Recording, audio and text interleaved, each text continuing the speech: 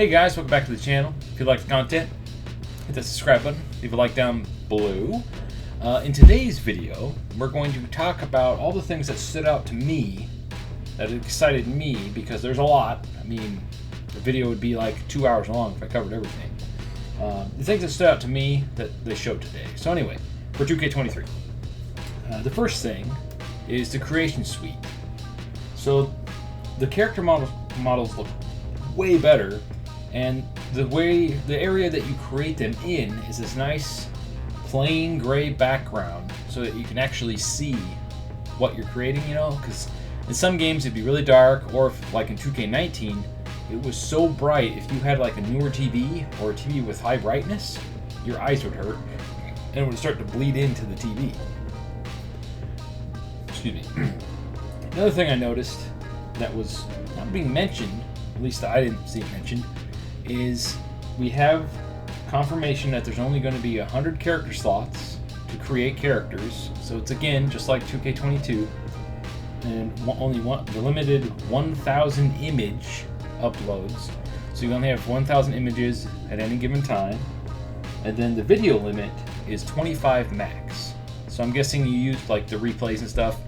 I'm guessing that's what you use for like if you want to make the entrance video for your character, your created character, or if you make a wrestler that's not in the game because they got cut or they're in another promotion, you can only have 25. That kind of sucks.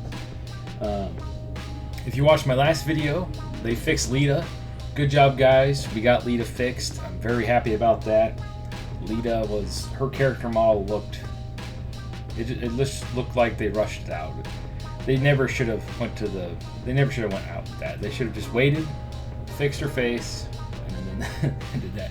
They probably didn't know that they were going to make her a tag team champ, and now they're like, crap, now we have to fix her. So good WWE. Good job, you made them fix it. They showed off images of the custom entrances, like the layout, the way that you're going to do it. And it's very streamlined. It's much better. And I don't know if how long you guys have been playing wrestling games, but throughout the years, creating your entrance, whether it be advanced or regular, it would always take forever to load, like every single entrance, right? You gotta reload it, and you gotta wait, and it takes up the whole screen. It looks like this, hopefully this way it'll make it a little faster. And as I'm going through these, I'll have these images pop up and some character footage throughout the game.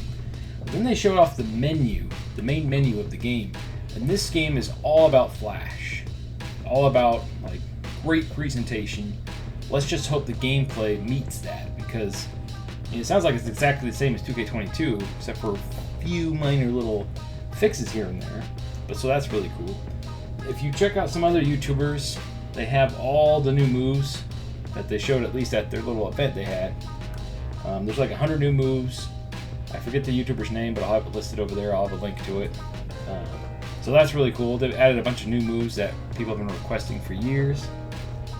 And another cool thing that they added that I didn't really think about it, because you know, you really don't.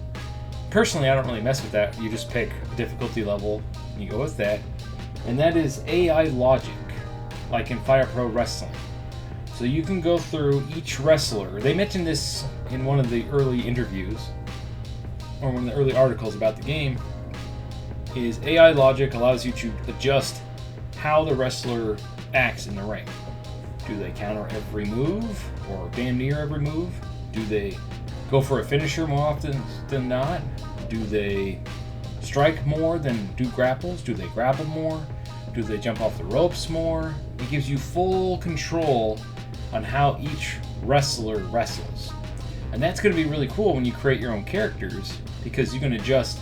I want him to be aggressive grappler. I want him to be aggressive submissioner, or technical wrestlers, what they call those. But I want to be a brawler. I want him to be a high flyer. You can really dictate how that wrestler plays, which is freaking awesome, especially when, like I said, when you make all your own characters and stuff.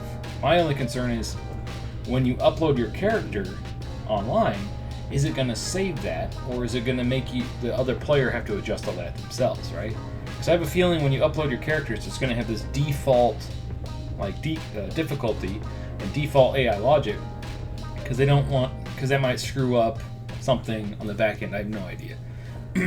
But that would be really cool if, let's say, like, you made this super impossible guy to beat, right? And you want your friend to try to beat him. You're like, try to beat him with the AI logic I set. You're like, okay, so you upload it, they download it, and they just whoop his butt. And he's like, that was it? Well, it's probably because it reset the AI logic. If it kept it, that would be really cool. You can upload like boss characters for your friends or whatever, just to have fun. You can make Undertaker totally unstoppable at WrestleMania like he was in the old games. That, to me, would be super fun. Just take Takers and max everything out, so he literally counters everything. He's unbeatable. That'd be pretty funny. And then there's like a few entrances they showed off. They showed off Sammy's entrance. They showed off Kevin Owens. There's a ton of them they showed off. A ton of NXT stars that they're showing off that they haven't shown yet. I mean, we knew they were in the game, but they're finally showing on their entrances. The Creation Suite, I already talked about this, but the faces and the skin texture look so much better than the last game and all the games before it. It looked pretty dang good last year too. Like, that was a vast improvement over 2K20. But when you compare it, it's like 2K20 seems to me like now, not trying to talk bad about the Switch, but it looks like a Switch game. 2K20 looks like a Switch game compared to the PS5 games, right? So, and I love 2K20 despite all its faults and failures because of all the options it had. There was some other thing I want to talk about. Like, they haven't shown Warrior yet. If I could find it, I'll add it to this video while I'm editing. But I'm really hoping Ultimate Warrior got an update. I doubt it. It's probably exactly the same. I mean, what stuck out to you guys? Like, what are you most excited for? Do you like all the creation options that they have this year? Is that enough to get you to buy it this year, or are you going to wait for next year, or are you just going to stick with 2K22? As always, thanks for watching.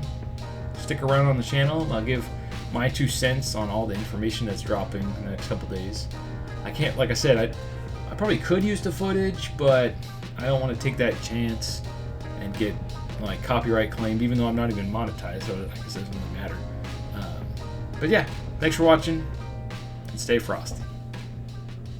Or as my friend would say, stay fluffy.